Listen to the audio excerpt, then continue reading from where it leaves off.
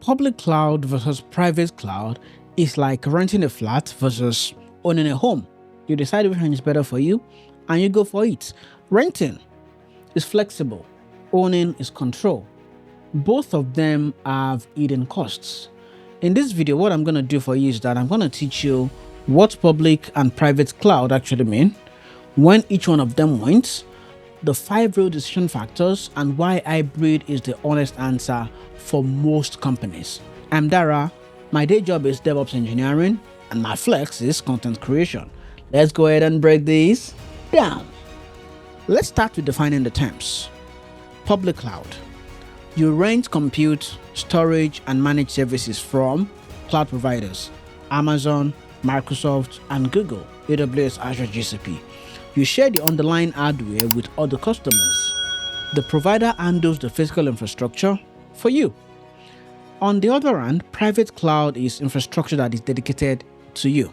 You operate it, you manage it. On-prem is your own data center, or hosted by a provider with dedicated hardware for you.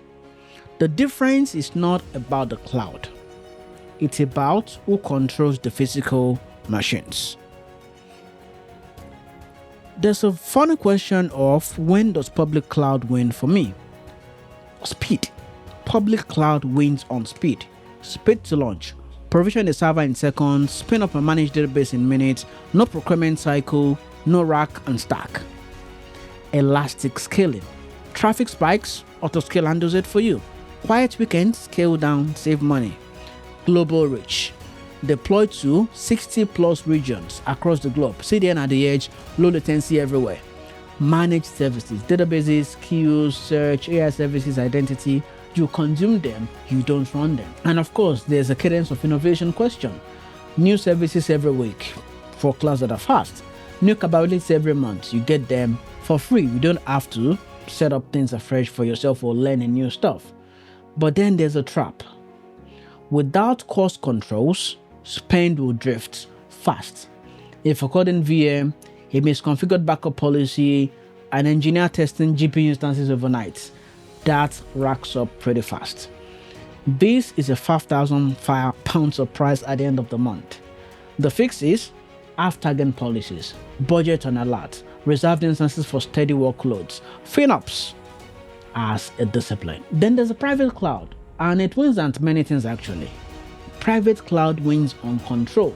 You have deep control about your hardware, your network topology, your storage strategy, and no surprises from the provider. It's predictable, steady workloads. If you run 80% utilization all the time, buying hardware is cheaper than renting it.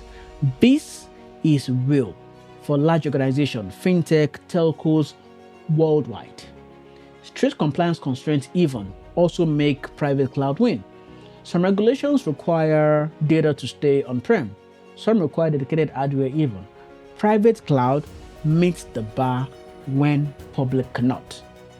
And of course, latency-sensitive systems, for example, manufacturing, industrial control systems, when the data center needs to be on the factory floor. But then also, with every good thing comes a trap. You become the team. Reliability team, upgrade team, maintenance team, capacity planning team, security patching team, you are all the team. When something breaks at 3 a.m., it is your phone that rings, not AWS or Azure support, not GCP support. This is fine if you have the expertise, the budget, and the manpower to handle it. It is brutal if you don't. So, what are your decision factors when to choose public and when to choose private cloud? Forget all the marketing pitches, right? These are the factors that actually matter. Compliance and data sovereignty. Where must the data live? Who can access the data? Where do regulators need your data to be? What does your regulator require? This often forces the choice before anything else. Predictability of workloads. Is your workload steady or busty? BURSTY. Steady favors private cloud economics. Busty favors public cloud elasticity. And of course, there's a question of speed of change. How fast does your product evolve? If you ship daily, Public cloud removes the friction for you. If you change quarterly, private cloud constraints matter much less for you. Then, of course, there's the question of talent. Do you have people who can run a data center well? Good platform engineers are very rare. Good data center engineers are even rarer. If you do not have the team, private cloud will bite you in the butt. Total cost of ownership. Not just compute prices. People matter in this. People cost, incident cost, upgrade cost, opportunity cost of not building the product. Most teams underestimate the true cost of private cloud by 2 or 3 times. And the thing is this, we've talked about the pros and cons of each of them. The question is, so that you're confusing me. Where do we actually strike the balance? Hybrid. And this is the honest answer for most companies. Hybrid cloud. Core regulated data and workloads stay private. Elastic and innovative workloads go public. Data stays where it must be, compute goes where it fits.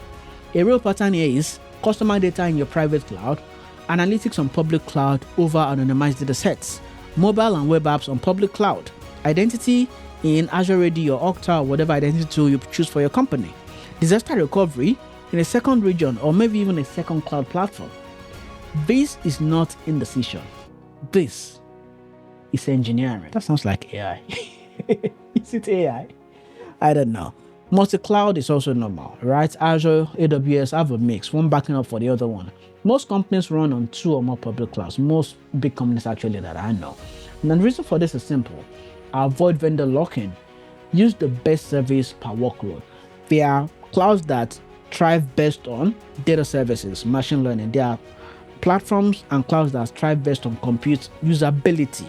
Pick them. I'm not going to mention names in this video for you. I've mentioned names, you can research for yourself. Use the best service per workload. Negotiating leverage on contracts also.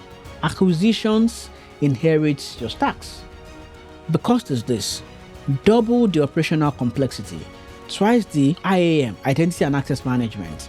Twice the monitoring footprint. If you even go 3 clouds, it's even way more than that. Do not do multi-cloud for the brochure or for the investors. Multi-cloud is for specific reasons. And in the cloud talks, you need to avoid this. Lifting and shifting unchanged. Mounting VMs to the cloud without redesigning your workflow will hurt you. You pay the public cloud prices for the private cloud architecture. This is the worst of both worlds. No cost controls from day one. The finance team finds out when the bill arrives. Fix this before your first workload goes to production. Plan your budgeting. FinOps, non-negotiable. Choosing private cloud for control, then ignoring the operational load. You bought the burden. Now you have to do the work. You need to. This is a common mistake. And treating the cloud as just infrastructure is also a mistake. It is also identity. It is also security. It's data services. It is a stack on its own. Another common mistake is over-engineering for portability. Building everything to be cloud agnostic often means that none of your best features on any cloud. Pick a primary cloud and go as deep as you can. Call the support team. There are sales and technical services people that can actually help you make the best decision on your workloads. And what this means for DevOps is simple. Wherever your workloads run, the DevOps fundamentals are the same. Infrastructure as code. Terraform, Bicep, Pulumi works in both worlds. CI/CD, GitHub Actions or Azure DevOps, deploy anywhere. Observability, metrics, logs, traces. What are we even talking about? That's not negotiable. Security as code. Policies, secrets, identity, versioned, reviewed, auditable. Your skills carry across. The primitives will differ, but the principles that drive everything will remain the same. Renting, public cloud wins for speed. Owning, private cloud wins for control. Most real companies hybrid both. Know the 5 key decision factors. Ignore the marketing. Pick what fits your workload. Drop a comment. Are you optimizing for speed or control right now? The link is in the video description for the full DevOps roadmap for people starting up in cloud and DevOps careers. Hit subscribe for more deep dives like this one on cloud strategy, architecture, anything called cloud and DevOps. I'm your guy. See you in the next one.